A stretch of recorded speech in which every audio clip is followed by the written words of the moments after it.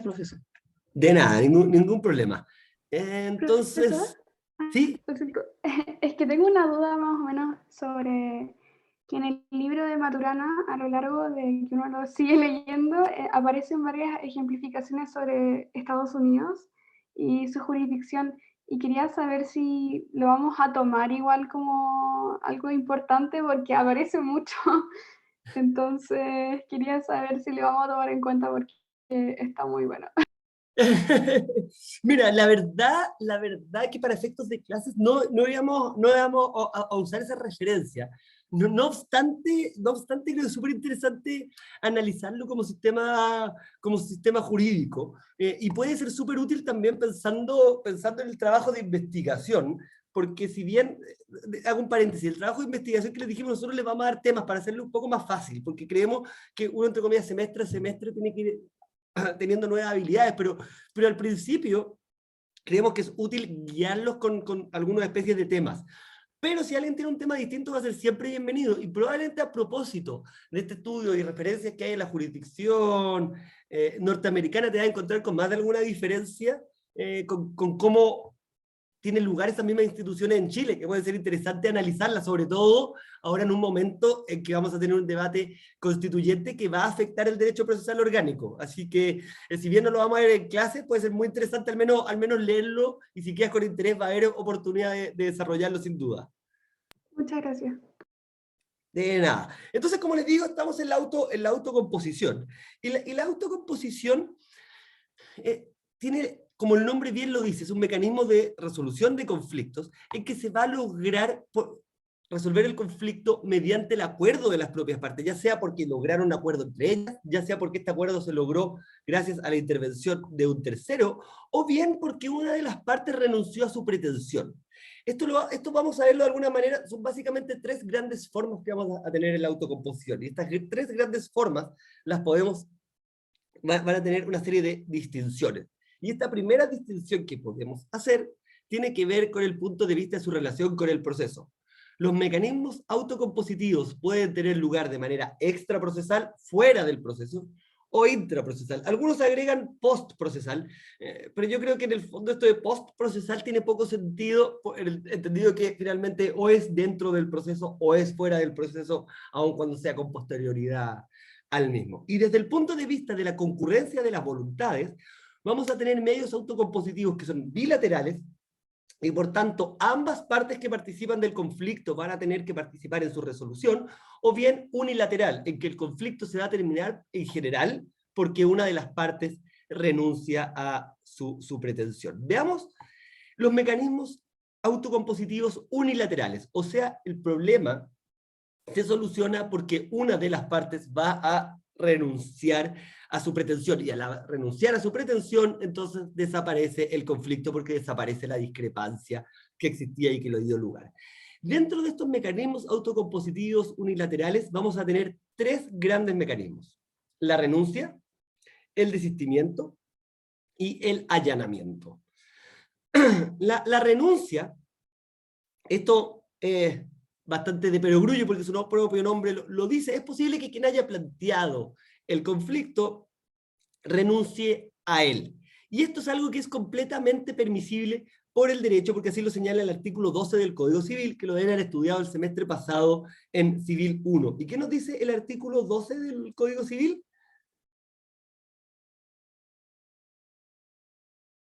La libre voluntad de renunciar a derecho. La autonomía de la Perfecto. voluntad. Ese es un principio clave que reconoce la autonomía de la voluntad y permite renunciar a los derechos. Pregunta, ¿permite renunciar a todos los derechos? No solo aquellos que se está permitido y que no contravengan el derecho propio. ¿Y sabemos algún ejemplo de un derecho que no esté permitido renunciar? El derecho a la vida. ¿Por qué es interesante? ¿Por qué podría ser un ejemplo, Ignacio? Porque si yo decido quitarme la vida, estaría atentando contra un derecho irrenunciable.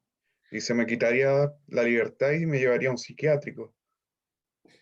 Bueno, pero es que, o sea, eso es la medida que fracases. Pero si es que tienes éxito en quitarte la vida, te la lograste quitar y el derecho no pudo impedirlo. Quizás con la Exacto. eutanasia, profesor. Quizás con la eutanasia, bueno, ahí sí, ahí sí convertimos este ejemplo de Ignacio en un tema que habría una renuncia, entre comillas, a la vida, o en el sentido de poder ser parte de un tratamiento, en que si hoy día yo dejo una escritura pública, voy al notario y digo si me da COVID, y ojalá que no, y termino en un respirador, prefiero tener una eutanasia, sí, esa es una renuncia que no estaría permitida. Pero vamos a casos un poco más cotidianos, ¿no? No es que la eutanasia efectivamente está siendo discutida y lo tenemos en el Congreso, pero ¿qué otro derecho, por ejemplo? El derecho a la identidad. El derecho a la identidad, ¿por qué no podría ser renunciado? Porque, no sé, yo creo que todos tienen derecho a saber su identidad y a tener Sí. una. No, estoy de acuerdo, pero digo pensando, acá quizás me fui un poco más profundo, pero hoy día incluso con la nueva ley de identidad, me parece que hoy día hay muchas más posibilidades de disponerla que antes, ¿no? En el sentido de que uno efectivamente existen los mecanismos para poder cambiarse al menos el nombre, para poder cambiar hasta el sexo con el cual uno es definido, con lo que me parece que desde el punto de vista de la identidad, hoy día son cada vez más los derechos disponibles que los indisponibles. Profe, la nacionalidad. La nacionalidad, bueno, sí, la nacionalidad, lo van a estudiar bien en constitucional. Efectivamente, la nacionalidad, uno no tiene la posibilidad de ser apátrida, pero la nacionalidad me parece más un atributo que un verdadero derecho, en el sentido que yo puedo terminar renunciando a mi nacionalidad igual en la medida que tenga otra, y eso va a quedar regulado por temas de derecho internacional público, de los que me siento ignorante, pero eventualmente se podría terminar, en la medida que yo no sea apátrida, podría terminar renunciando en algunos casos a nacionalidad. Pero vamos por ¿Profe? ejemplos mucho más sencillos. Profesor, ¿Profe? ¿la igualdad ante la ley? Y en un ejemplo concreto, ¿cuándo podría renunciar yo a la igualdad ante la ley? Es que eso es lo que no se podría, según yo. Ah, Ah, sí, estaba hablando de lo que se podría. No, está bien, sí, Ah, ya. no, estaba pensando, sí, efectivamente uno en principio no podría renunciar a la igualdad ante la ley, pero en los hechos, es raro, digo, porque al final del día la igualdad ante la ley es más una garantía que uno tiene, que va a exigir o va a pedir su debido cumplimiento cuando no se ha establecido, pero es raro que yo vaya y diga que yo tengo un conflicto a raíz de eso, pero porque si lo tengo, por ejemplo, y yo presento un recurso de protección diciendo que mi garantía ante igualdad de la ley fue infringida en un determinado proceso, yo luego puedo renunciar ese recurso de protección. Profesor, ¿Sí? hola. Hola, Francisca. Algo más cotidiano podría ser el derecho de alimentos de los hijos, que es irrenunciable para los padres. Eso es lo que estaba esperando yo. Ejemplos más cotidianos, y ese es un ejemplo de renuncia, que el derecho, por ser una norma de orden público, no permite renunciarlo. Al igual como a los, entre comillas, cualquier derecho que sea indisponible o de orden público, como hay temas de alimentos, como va a haber temas de sucesiones, como puede ser el valor probatorio de una escritura pública, uno no va a poder renunciarlo. Entonces, todo esto yo quería llegar porque efectivamente la renuncia es un mecanismo autocompositivo, pero con ciertos límites. Solo se puede renunciar derechos que no sean indisponibles. Segundo mecanismo autocompositivo unilateral, el desistimiento. El desistimiento, hablábamos antes que existen medios autocompositivos que son extraprocesales y otros que son intraprocesales. La renuncia en general es extraprocesal. El desistimiento, sin embargo, es esencialmente intraprocesal, porque lo que requiere es que yo presente una demanda y que luego, en el contexto de mi demanda, yo me desista de ella. El desistimiento en este sentido es un acto unilateral, porque no va a requerir aceptación del demandado. Ojo, el demandado, y esto lo vamos a estudiar con detalle el próximo semestre, va a poder oponerse a ese desistimiento para que sea aceptado, pero en principio no requiere la aceptación ni la aquiescencia, porque incluso si se opone, se puede rechazar esta oposición. El desistimiento, y esto es lo más relevante, tiene una gran particularidad respecto a una renuncia. ¿Alguien sabrá cuál es? Que es un efecto jurídico.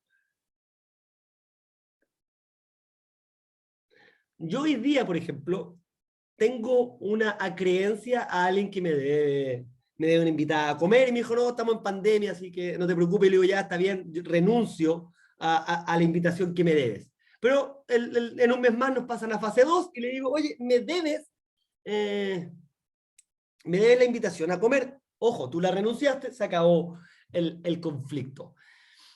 Pero yo podría decirle, sí, pero mi renuncia no produce ese efecto, a diferencia del desistimiento. El desistimiento, al ser en el marco del proceso, produce un efecto que es muy particular y muy relevante porque impide al actor volver a denunciar o a reclamar ese incumplimiento.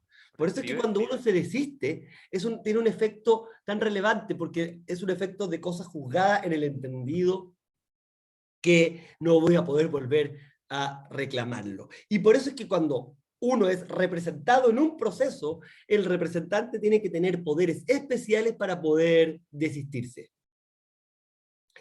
Y la contracara del desistimiento es el allanamiento. Esto es la aceptación por parte del demandado de la pretensión que él es hecha valer en su contra. En este caso es el propio demandado el que dice, tienes toda la razón, yo me allano, yo cumpliré. Y acá vamos a estudiar de nuevo el próximo semestre con detalle que el allanamiento puede ser de dos tipos, en el sentido que puede ser un allanamiento total en relación con... Ya contesto las preguntas, en relación con los hechos y el derecho, o puede ser un allanamiento parcial en decir, mire, tiene razón con los hechos, no obstante el derecho que me pregunta no es igual. Pero en este caso autocompositivo está pensado como un allanamiento total que va a poner término al conflicto.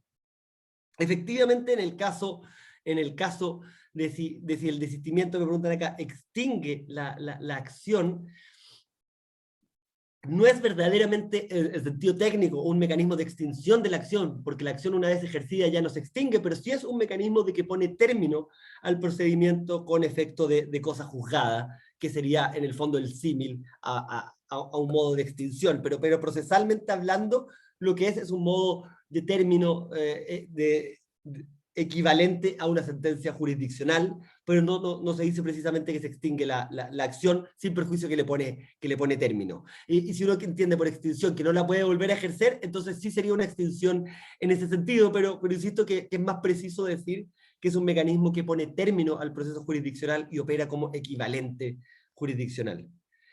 Y acá me pregunta Scarlett, profesor, si la autocomposición se puede ceder por ambas partes o es solo por una de las partes. Y la respuesta es que puede ser por ambas partes, y eso es precisamente lo que vamos a ver ahora. Lo que acabamos de ver son los mecanismos unilaterales autocompositivos, pero también existen mecanismos bilaterales autocompositivos. Y estos mecanismos bilaterales... Profe, sí, por ¿la favor, mediación sería por ambas partes? La mediación sería por ambas partes, exactamente. No sé si pueden ver el cuadro.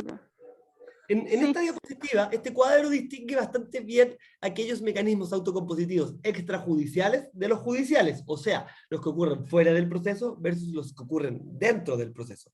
Y en cada caso se distingue los mecanismos asistidos de los no asistidos, en el entendido que un mecanismo asistido es aquel en que participa un tercero que ayuda a las partes a llegar a acuerdo. Y en ese sentido, el primer mecanismo extrajudicial asistido es el que planteaba Scarlett, que es la mediación. Esto es, en el marco fuera del proceso y de manera asistida por un tercero, las partes pueden llegar a un acuerdo a través de una mediación. Y por eso se dice que la mediación es un método autocompositivo, igualitario y voluntario, en el entendido que ambas partes están en la misma posición negociadora, donde va a haber un tercero que es el mediador.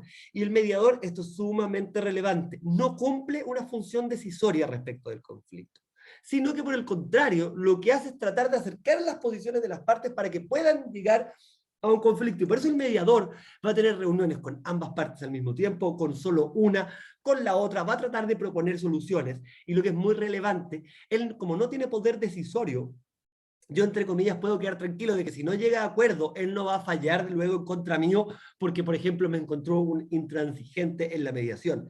Si la mediación fracasa y no se llega a acuerdo, el mediador termina con eso su trabajo. La mediación es sumamente informal, es relativa, es flexible, es un proceso de creación. Esto es un proceso que en general depende mucho de las habilidades interpersonales que uno va a poder tener, porque por más conocimiento que tenga, lo que se busca acá es tratar de solucionar el conflicto por la vía de llegar a acuerdo.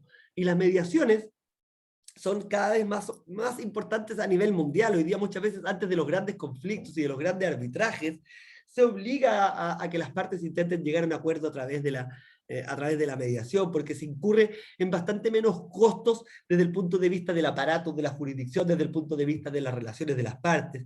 Piensen, por ejemplo, muchas relaciones de las partes que duran años. Si a cada rato nos estamos yendo a juicio, probablemente esas relaciones se van a ir desgastando mucho más que si logran ser solucionadas a través de una mediación.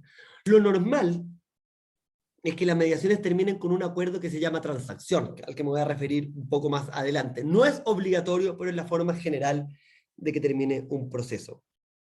Y la mediación es, por regla general, y en realidad generalísima, un mecanismo voluntario. Sin embargo, excepcionalmente puede ser obligatorio. Acá vi que alguien levantó la mano, Francisca creo que fue, ¿no? Sí, Por favor. o sea, era una pregunta súper chiquitita porque yo he visto mediación y arbitraje como dos cosas separadas, pero son en esencia lo mismo. Muy buena pregunta, y deme un segundo. Gracias, Constanza, también por ir contestando algunas de las preguntas cuando no los veo, genial. Déjenme hacer si llega a quedar alguna pregunta pendiente al terminar la clase, háganmelo ver ya, para poder contestarla. Así que, Francisca preguntaba si mediación y arbitraje son lo mismo. No, son alternativos de solución de conflictos. Lo que ocurre, acá los vamos a estudiar los dos, es que a veces están relacionados porque a veces los arbitrajes establecen que previo al arbitraje debe haber habido una mediación. Sin embargo, son dos mecanismos distintos, sobre todo porque uno es un mecanismo autocompositivo, como la mediación, y el otro es un mecanismo heterocompositivo, como es el arbitraje. Ahora sí, vuelvo a la pregunta que les había hecho, si es que conocen algún caso de mediación obligatoria.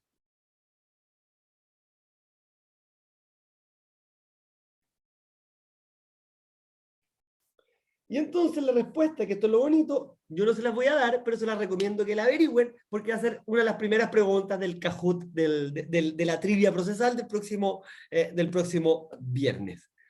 Pasemos al segundo mecanismo autocompositivo, bilateral, extrajudicial, no asistido en este caso, que es la transacción. La transacción, si usted le pregunta a un profesor de Derecho Civil, le va a decir que es un contrato en virtud del cual se pone término a un conflicto o se precave un litigio eventual haciéndose las partes concesiones recíprocas. Para un profesor de Derecho Civil, la transacción es primero un contrato en virtud del cual, como les digo, si es que hay un conflicto, las partes dicen, miren, le ponemos término a este conflicto. O si las partes se dan cuenta, todavía no tenemos un conflicto, pero puede ocurrir un conflicto, solucionamos desde ya a través de este contrato. Y el contrato tiene un elemento de la esencia. Las partes hacen concesiones recíprocas. Yo renuncio a esto y mi contraparte renuncia a esto otro. Y en virtud de esas concesiones recíprocas es que se llega a un acuerdo en este contrato. Si usted le pregunta a un profesor de Derecho Civil, le va a decir que la transacción, además de un contrato, es un modo de extinguir las obligaciones, de modo tal que si alguien dice, oye, usted me debe esto, no, oiga, yo pusimos término a esa obligación a través de la transacción. Ahora, si usted me pregunta a mí, como profesor de Derecho Procesal, yo le digo, la transacción es, antes que nada, un mecanismo autocompositivo bilateral de solución de controversias. La transacción, si bien es siempre extrajudicial, puede estar de la mano de que la existencia ya de un conflicto actual, o bien puede ser solo con el objetivo de precaver uno, y en la transacción participan única y exclusivamente las partes, razón por la cual se trata de un método autocompositivo que no tiene asistencia por parte de un tercero. Y finalmente, si usted me pregunta a mí además, que procesalmente, ¿qué me va a dar la transacción? La transacción me va a dar una defensa, porque si esa otra persona con la que yo celebré la transacción luego me demanda, yo voy a poder oponer la defensa, como defensa, el hecho de haberse celebrado una transacción. Y por eso es que se dice que en el punto I, que la transacción es una excepción perentoria, mixta y anómala. Estas palabras perentoria, mixta y anómala son por ahora palabras técnicas del mundo procesal, pero que entre este y el siguiente semestre las van a entender perfectamente bien, pero que significan básicamente lo siguiente. Cuando uno se defiende, yo tengo distintas formas de poder defenderme. Una de esas formas de defensa es lo que se denomina procesalmente la excepción, que es una defensa en virtud de la cual yo señalo un argumento jurídico para desvirtuar la pretensión que hacen valer en mi contra. Este argumento jurídico yo tengo distintas oportunidades para oponerlo.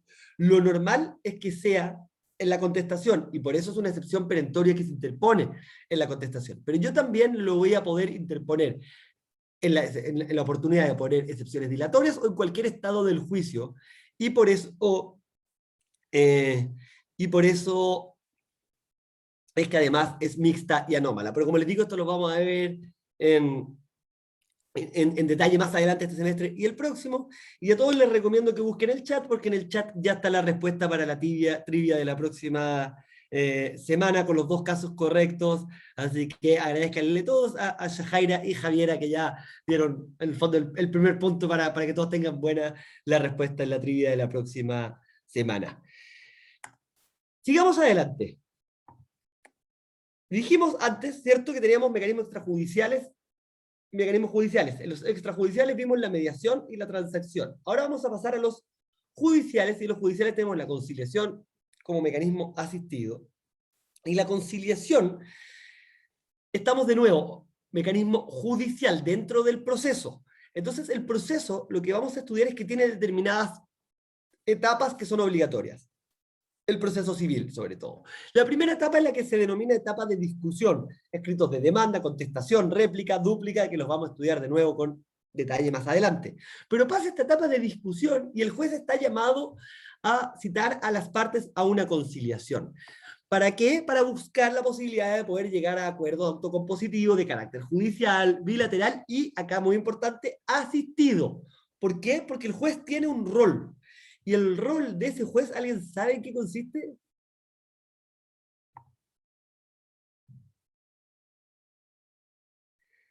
¿Alguien sabrá cuál es el rol del juez en una conciliación?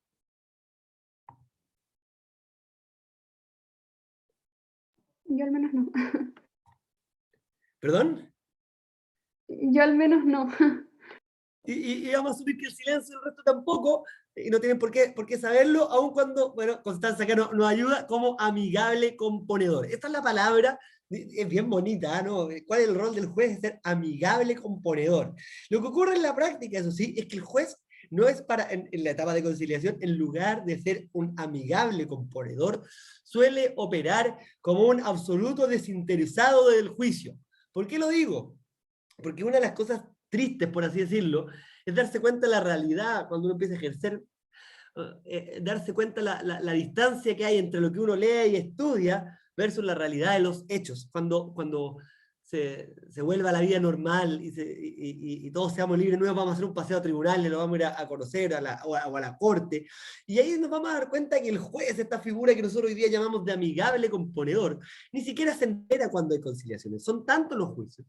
Y los juicios dentro de los tribunales existen personas que se llaman los proveedores, que son los que en general sacan el día a día de las resoluciones, y que cuando toca una conciliación, ellos asisten.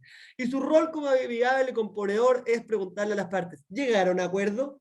No. Ah, ok, no hay acuerdo entonces. Pero eso es como opera en la realidad. Pero en los hechos, es lo que se quería en el espíritu, es que operara como amigable componedor, de modo tal que instara a las partes a llegar a acuerdo. Por eso se trata de un mecanismo de autoconciliación asistida, porque se supone que el juez va a instar por ese acuerdo. Pero bueno, más allá de si insta o no insta, lo cierto es que muchos juicios terminan por conciliación. ¿Y qué significa que un juicio termine por conciliación? Significa que estamos de nuevo frente a un equivalente jurisdiccional. Un equivalente jurisdiccional, y esto lo vamos a estudiar muy poco más adelante, es una forma de ponerle término al conflicto heterocompositivo incluso, de una manera distinta a la sentencia. Y esta manera es el acto jurídico bilateral denominado conciliación, al que se le da efecto en virtud de la propia ley, porque dice el Código de Procedimiento Civil que el acta de conciliación se estima como una sentencia ejecutoriada para todos los efectos legales. Produce el efecto de cosa juzgada y constituye un título ejecutivo perfecto. Esto que yo acabo de leer, cuando uno lo lee en procesal 1, probablemente es chino. ¿Pero qué significa que sea una sentencia ejecutoriada?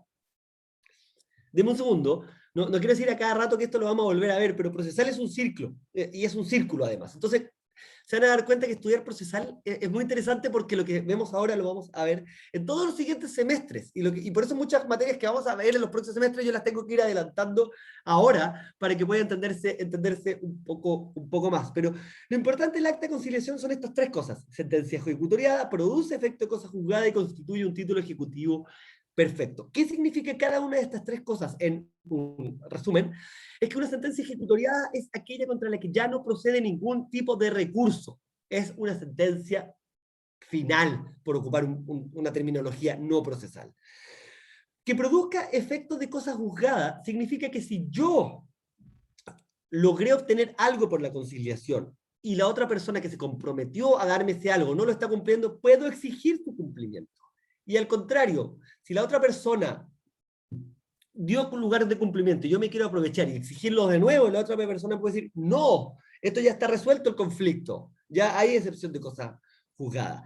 Y si finalmente yo quiero ejercer una acción, produce un título ejecutivo, porque ya vamos a ver que existen juicios ordinarios y juicios ejecutivos, siendo los juicios ejecutivos aquellos que permiten al acreedor obtener una reparación más fácil de su crédito.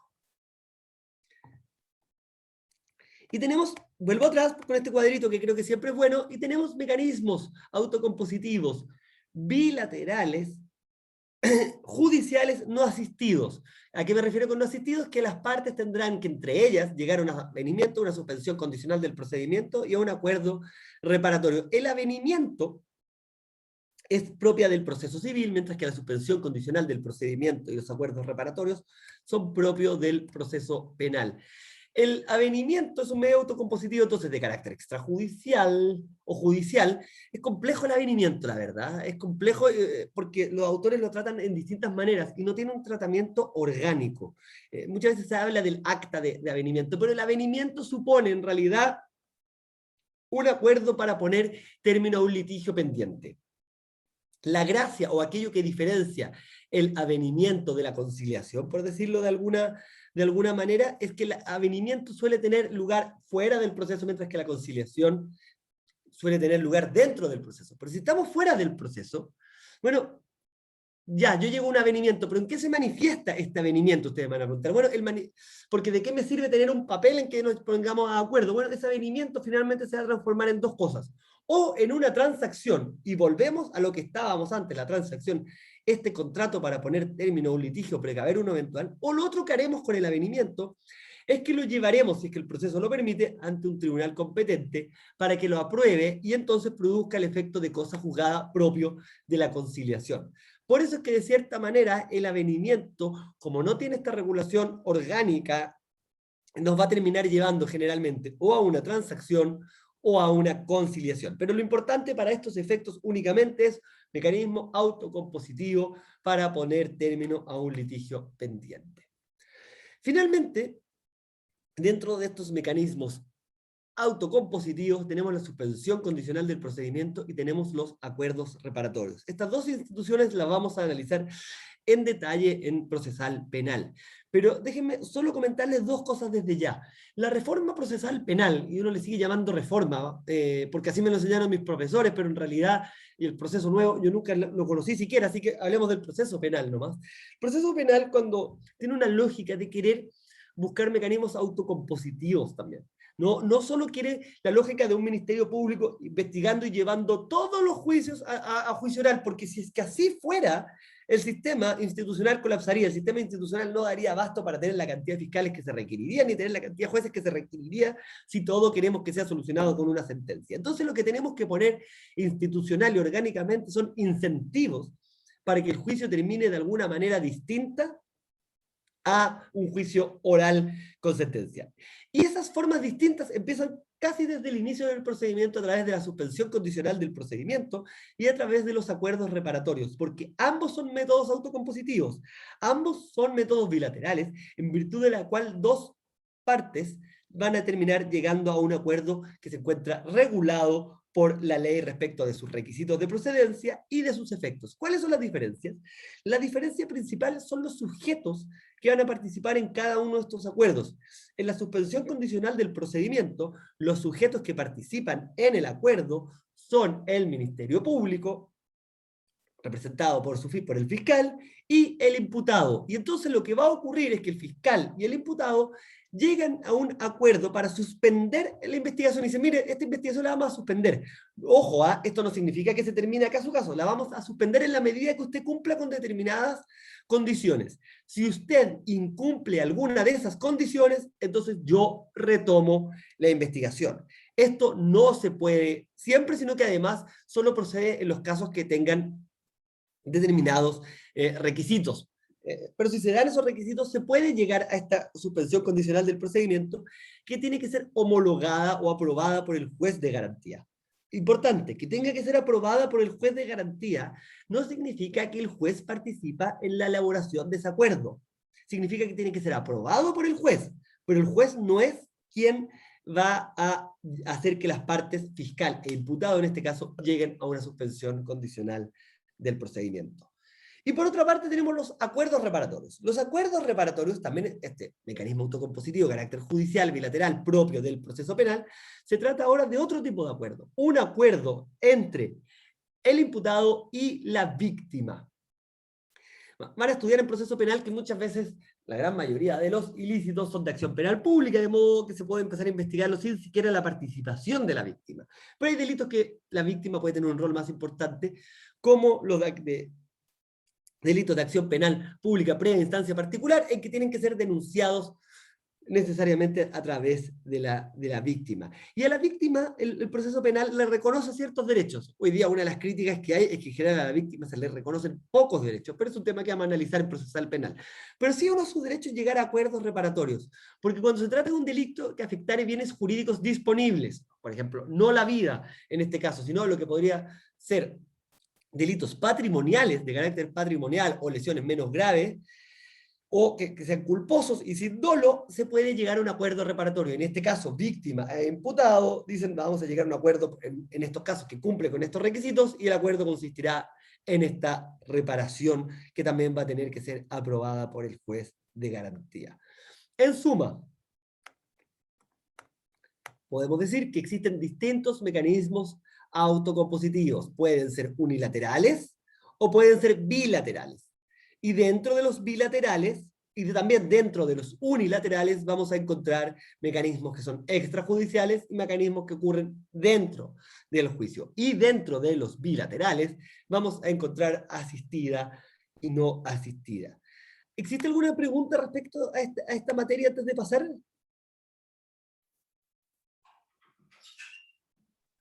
Profesor, al menos yo Profesor, Sí. tengo Ahí dijo una el duda profesor, pero en el caso de él, así respecto, que hable nomás.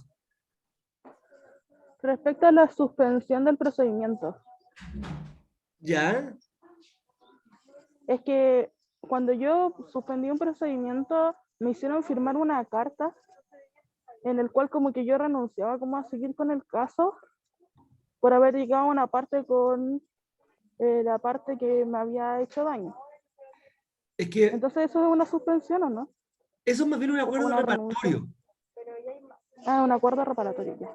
Sí, exacto, porque ahí tiene un rol en el fondo la víctima y el imputado. Por eso es que en el fondo con eso se le pone término. Distinto en la suspensión condicional del procedimiento. Ahí donde, como decía, hay ciertas condiciones que si luego no se van a cumplir, van a permitir que se retome la investigación por parte del Ministerio Público. O sea, a mí me dijeron que si la persona se me volvía a acercar, yo podía volver a como activar el proceso.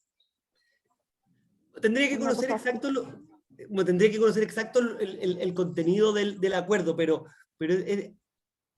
lo distinto es que si es una suspensión condicional del procedimiento, por ejemplo, que alguien no se acerca a otra persona y se acerca, bueno, está infringiendo las condiciones y se retoma. Pero por eso tendría que conocer bien el contexto para poder saber cuál de los dos mecanismos es. Lo importante para estos efectos es únicamente que nos quede claro que cualquiera de las dos formas son formas de poner término al conflicto, pero que no impiden Ya. que el conflicto pueda volver a surgir o pueda seguir adelante la investigación. Pero esos detalles ya más propios del mundo procesal penal no son tan relevantes por ahora para que no nos preocupemos de entrar en detalles que nos puedan hacer más complejo quedarnos con lo necesario para esta Entiendo. parte de la materia.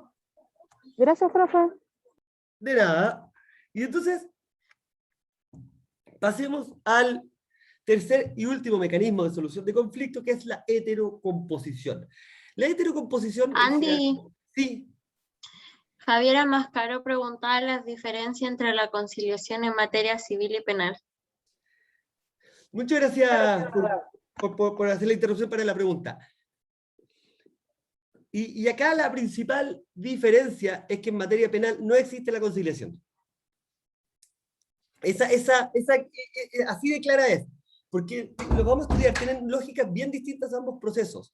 Y el proceso penal tiene por de pronto una primera gran diferencia. El proceso civil enfrenta a dos personas, ¿no? Demandante versus demandado.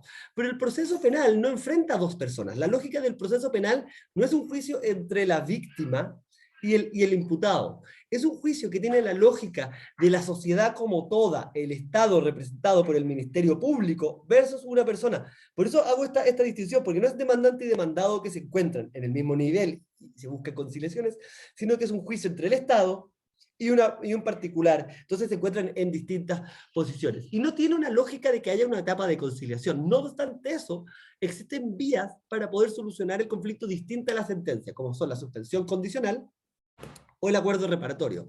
En este sentido, la suspensión condicional lo que persigue es, dado este tipo de ilícito, que en general no van a ser los más graves, yo lo puedo solucionar en la medida que usted me cumpla estas determinadas condiciones, y por eso se le pone término. No hay una verdadera concesión recíproca más allá de decir, oiga, le suspendo la investigación. Y en otro tipo de delitos, cuando son más bien patrimoniales, se le permite a la víctima, oiga, víctima, usted juega un rol acá, si quiere, y si usted logra llegar a acuerdo, le ponemos término a la investigación en contra del imputado, como forma también de incentivar que el imputado quiera llegar a algún acuerdo y la víctima pueda obtener algún grado de reparación. Espero Profesor, Sí. una duda, entonces, por ejemplo, la acción reparatoria podría ser considerada como cuando sean como en los procesos penales como esa tal llamada como salida alternativa. Absolutamente. Ya, gracias. Absolutamente. Entonces, déjenos ir al tercer mecanismo de solución de conflicto, que es para el efecto de este curso y de este ciclo el más importante, la heterocomposición, porque si no existiera heterocomposición y no existiera proceso, el curso de Derecho Procesal casi que ya estaría listo. Pero existe esta tercera forma, porque generalmente si queremos prohibir la autotutela como mecanismo de solución de conflicto, por una parte, y por otra parte, entendemos que no siempre se van a producir mecanismos autocompositivos, porque no siempre las partes son capaces de llegar a acuerdo para solucionar sus propios conflictos. El Estado les provee esta tercera fórmula, que es poner un proceso a su alcance. ¿Para qué? Para que el conflicto sea resuelto por un tercero. Y ese tercero va a ser una persona que en razón de su oficio, juez, o en razón de que se les dé un compromiso hacia ella, como puede ser el compromiso, va a estar obligada a resolver el asunto. Y esa decisión va a ser obligatoria para las partes. Lo que ocurre es que este tercero se encuentra investido para el ejercicio de la función pública de algo denominado jurisdicción. Y este concepto es el concepto clave que vamos a estudiar ahora y más adelante en el curso. ¿Alguien tendrá a la mano por casualidad la Constitución? Yo. Excelente, Isadora. Te pido si puedes leer el artículo 76, por favor. Pero ahora lo busco. Sí, no te preocupes. Un comentario al margen. Los que tengan códigos, traten de tenerlo en la clase porque es útil para que lo empecemos a rayar, empecemos a hacernos amigos con los códigos. No es que van a ser los mejores amigos, pero los van a acompañar harta hora en los siguientes años. Entonces pueden irlos conociendo, irlos destacando, dejando notas. Así que, y en este curso en particular, nuestros dos grandes amigos van a ser la Constitución y el Código Orgánico. Así que partamos con la Constitución cuando Isadora lo encuentra en el artículo 76. Ya, en el capítulo 6 del Poder Judicial, el artículo 76, lo que va es que la facultad de poder conocer las causas civiles y criminales y de poder hacer ejecutar los juzgados solamente pertenece exclusivamente a los tribunales establecidos por la ley. Ni el presidente ni el Congreso pueden ejercer funciones judiciales.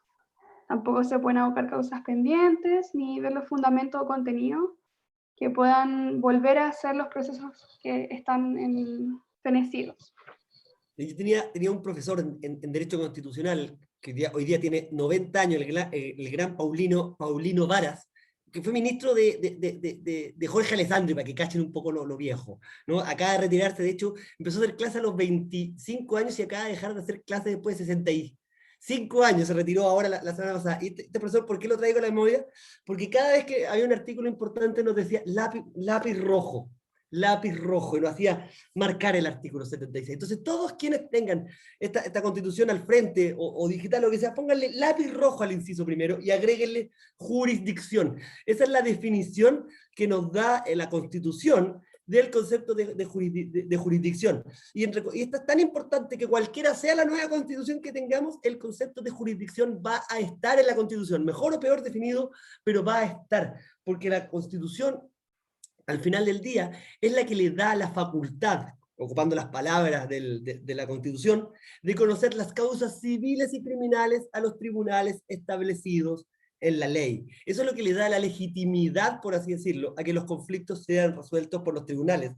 Porque son los tribunales, dice la Constitución, quienes tienen la facultad exclusiva y excluyente de conocer los conflictos civiles y criminales. Y ni siquiera el presidente de la República, dice, puede abocarse a conocer estas causas. Entonces, ese es el concepto de jurisdicción.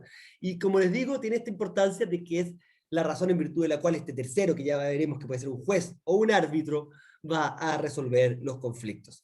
El concepto específico de jurisdicción, cuando la anoten con lápiz rojo, pónganle un asterisco, porque en realidad, no es la mejor definición que podamos hacer. En algunas clases más adelante vamos a estudiar varias clases la jurisdicción, pero déjenme por ahora definirle, con esto vamos a alcanzar a terminar un poco la clase de ahora. Esto que está acá, que dice jurisdicción, poder deber que tienen los tribunales para conocer y resolver por medio del proceso y con efecto de cosas juzgadas los conflictos de intereses de relevancia jurídica que se promuevan en el orden temporal dentro del territorio de la República y en cuya solución les corresponde intervenir. Esto, de nuevo, hay ciertas cosas que yo en general no soy un profesor que, por decirlo de alguna manera, muy memorión, ni que digo que apréndanselo todo de memoria, pero sí les digo muchas veces un consejo. Hay veces que es más fácil aprenderse cosas de memoria que empezar a definirlas con palabras propias. Y uno de esos conceptos es la jurisdicción, de modo tal que los invito desde ya a que este concepto de jurisdicción se lo vayan aprendiendo de memoria, pero como les digo, vamos a tener clases en que iremos una a una de estas palabras, entendiendo qué quiere decir poder deber, y donde además demostraremos las diferencias entre el artículo 76 de la Constitución y el concepto de jurisdicción propiamente tal, para poder entenderlo de una manera procesal más precisa. Dicho eso, y dado que estamos prácticamente en la hora, yo dejo la clase hasta acá y vuelvo a abrir por si hubiera quedado alguna duda, pregunta. ¿Profe? Sí. ¿El código orgánico es el código orgánico de tribunales? Efectivamente. Ya. Efectivamente, ese es uno de los amigos que vamos a tener este semestre. Así que si lo tienen, maravilloso, y si no, traten de bajarlo, porque es útil ir estudiando derecho procesal con constitución o con código al lado para poder ir haciendo las marcas. Profesor. ¿Sí? Yo tenía una duda sobre los acuerdos reparatorios. Sí. ¿Cómo es que no son asistidos? O sea, me cuesta entender cómo es que un imputado que cometió un delito llegar a un acuerdo sin que nadie de alguna forma los esté asistiendo. No, sí, déjame, quizás, y esto es un súper buen punto, Martín, y yo no fue muy claro. Cuando me refiero a asistencia, me refiero a la participación de un tercero en ayudar a mediar ese conflicto, no en asistencia desde el punto de vista de representación o de asistencia jurídica que pueda tener para saber si le conviene o no le conviene. Efectivamente, la suspensión condicional del procedimiento, el acuerdo reparatorio, el imputado va a ser asistido por su abogado defensor, pero el abogado defensor no tiene un rol de tratar de que el conflicto se solucione por algunos mecanismos autocompositivos, sino que representa los intereses de la propia parte. En ese sentido no es asistido. ¿Ahí quedó más claro? Sí, profe. Ahí sí. Súper. Scarlett veo con la mano levantada también. Profe, ¿que era una sentencia ejecutoria? No me quedó muy claro el concepto. El concepto de sentencia ejecutoria, para quedarnos ahora con una palabra, porque después vamos a estudiar todos los casos en que ocurre la sentencia ejecutoria, es la que ya no procede ningún recurso más. Está firme, listo. No hay más que hacer. Porque uno siempre dice, y les va a pasar, sobre todo el día de mañana cuando ejerzan, pucha, perdimos, ya, ¿y podemos apelar? ¿Podemos presentar recursos? Sí, sí podemos, ya, vamos, presentamos recursos. Hasta que en algún minuto ya la sentencia no admite más recursos, y eso es lo que, por decirlo ahora en resumen, se entiende por sentencia firme o ejecutoriada. Sí, entiendo. Gracias, profe. De nada. ¿Queda alguna pregunta más? También creo hay una pregunta en el chat que no sé si la leyó. Dale, a ver, Francisca perfecto. Pérez pregunta, Súper, ¿qué súper. significa con efecto de cosa juzgada? Me gusta, porque esto es lo bonito del derecho procesal, esto lo vamos a ver en varios más que un minuto, pero el efecto de cosa juzgada va muy de la mano también de la sentencia firme o ejecutoriada, porque significa dos cosas: una sentencia o una decisión, pensando en estos equivalentes jurisdiccionales, tiene el efecto de cosa juzgada cuando se dan dos requisitos. Es inmutable, vale decir, no se va a cambiar. Ya quedó como quedó, parecido a la sentencia firme, esta decisión no va a poder modificar. Y además es coercible. Si yo obtengo algo por cosa juzgada y no me lo cumplen, yo puedo ir y exigir el cumplimiento. Y si yo a la vez celebré un conflicto, quedó resuelto por algo que está pasado en la autoridad de cosa juzgada, y luego me quieren demandar de nuevo, oiga, no, el conflicto ya fue resuelto por esta decisión, sentencia o acuerdo que está pasado en autoridad de cosa juzgada. Entonces la cosa juzgada es lo que dota de inmutabilidad y de coercibilidad a una decisión o una resolución o a una conciliación aprobada judicialmente. Ahí habrá quedado un poco más claro, insisto, el tema de cosa juzgada lo vamos a ver con bastante detalle en algunos de los procesales, no recuerdo en cuál. Entonces, está muy bien que ahora no tienen por qué entenderlo perfecto, pero si les queda la idea de inmutabilidad y coercibilidad, está perfecto. Así que, perfecto. Entonces, con esto seguimos la clase del lunes, que como les comentaba antes, la hará Sebastián, y en nuestro caso nos vemos el miércoles. De nuevo, bienvenidos al curso. Para mí fue la verdad que fue muy entretenido, ¿no? Volver a hacer procesal 1 después de varios años, pero sobre todo por el desafío que implica volver a tener un curso desde el comienzo. Hoy día tenemos, ¿cuánta gente conectada? 64, y en algún momento creo que fueron algunos más. Ojalá el semestre lo logramos mantener así, y por qué no soñar hoy día primera clase, el ciclo también. Pero eso, éxito, nos vemos, porque tengan buen fin de semana, y nos vemos el miércoles. Chao, profe. Profesor, que esté muy bien. Chao, que estén muy bien. Chao, profe, que esté bien. Gracias Chao, a profe. ustedes. Que tenga buen fin de semana, profesor. Gracias. Chao, profe, gracias. Gracias. Profesor, ¿podría hacer una última pregunta? Sí, obvio. ¿Quiénes son las personas encargadas de cumplir la labor de un mediador? ¿Somos nosotros, bueno, usted abogado, nosotros futuros abogados? No necesariamente. Cualquier persona podría ejercerla. Salvo en aquellos casos obligatorios en que está establecido quién va a llevar la mediación, cualquier persona puede ser mediadora. Entiendo. Así que no hay ningún problema con eso. Ahora, obviamente, hay ciertas facultades, y llegar y ser mediador no es lo más fácil del mundo. Entonces, está lleno de gente que se prepara para ser mediador, y por ejemplo, muchos de los centros de arbitraje son centros de arbitraje y mediación, donde hay personas especialmente preparadas para ser mediador. Pero esto es muy importante: como no resuelven un conflicto, no tienen por qué ser abogados. Ya, perfecto. De hecho, hay gente que considera que el ser abogado puede hasta ser un contra, porque va a estar pensando en la solución del conflicto en términos de qué es lo que corresponde juzgar, y trayendo conceptos más decisorios. Entonces, cuando uno se tiene que sacar un poco cómo se resuelve el conflicto jurídicamente por la vía de instar a las partes a llegar a acuerdos. Entonces, las facultades de Derecho sí hacen muchos cursos en general de mediación, porque es normal que usted como abogado el día de mañana le toque asesorar a un cliente en una mediación, o querer que su cliente logre obtener una mediación. Entonces es muy útil que los abogados sepamos cómo mediar, y muchas veces nos termina convirtiendo en mediadores, pero no existe ningún requisito de que eso sea necesariamente así. Muchas gracias, profe. No, de nada. Así que eso, siempre si hay preguntas, como les digo, aprovechen la clase al final, y ahí seguimos en contacto. Que estén muy bien. Chau. Chao, chao.